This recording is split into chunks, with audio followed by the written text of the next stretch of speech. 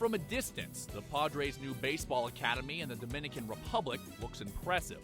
Spread over 15 acres, it encompasses 2 regulation-sized playing fields, a half field, covered batting cages, a 20,000-square-foot clubhouse, and accommodations for more than 60 players, including classrooms and a computer lab. But to truly appreciate just how groundbreaking this facility is, you need to understand how far the Padres have come in the Dominican. This was the Padres' first facility, built in the mid-1980s. Later adopted by the Tampa Bay Devil Rays, it has now become what Major League Scouts call a Buscone field. Jam-packed with scores of kids all hoping to be noticed, the thing that jumps out at you is just how bad the conditions really are. This is baseball in the Dominican. Torn, tattered, it doesn't look like much. And yet 1 out of every 10 big league ball players on a major league roster this season started here. So it's no surprise that the Padres, along with nearly every other organization in Major League Baseball, is in this country hoping to find the next David Ortiz, Manny Ramirez, Vladimir Guerrero. You can fill in the blank.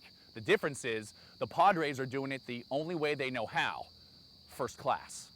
You know, the island's never seen anything like this. This is something that's doubled, almost tripled the cost of any other complex, and not so much just in land, just because of the degree that we did the structure. To me, that's the way it should be. You know, if we're going to do it right, we have to, needed to build something like this, and we've certainly accomplished that. This exceeds every expectation we had.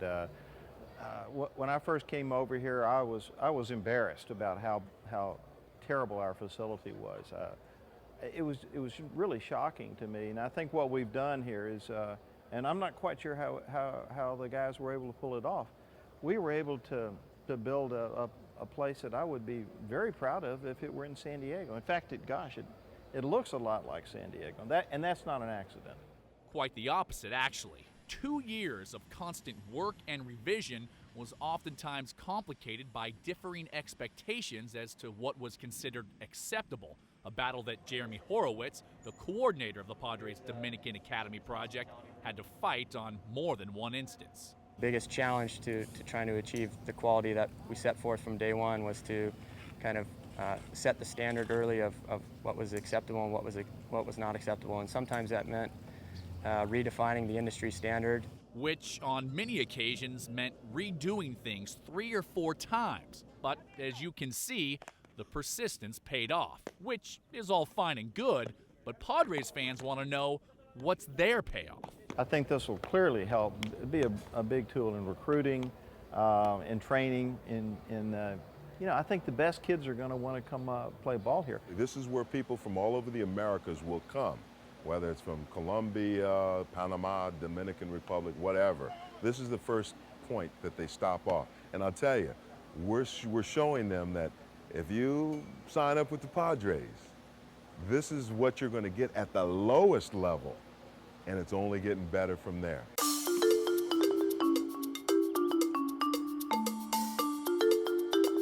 We know at the same time we've got to be competitive on signing bonuses. We've got to scout well, we've got to develop well, so it's not just about the complex. If the money is close with a lot of these players, this could be the selling difference. When they know this is going to be their home for a year or two, this could be the sell point. And even though the complex is still undergoing its finishing touches, according to 16-year-old Venezuelan Juan Tortosa, it's already accomplishing what the Padres hoped it would. We were far away from home, but I feel very comfortable here. I feel like my new house, This is my new family. San Diego Padres is my new family. It's my work. It's my dream. Our goal here was not just to establish a foothold. We wanted to land with both feet and create a reputation that hadn't existed before. And we needed to do it almost instantaneously. And that's exactly what's happened.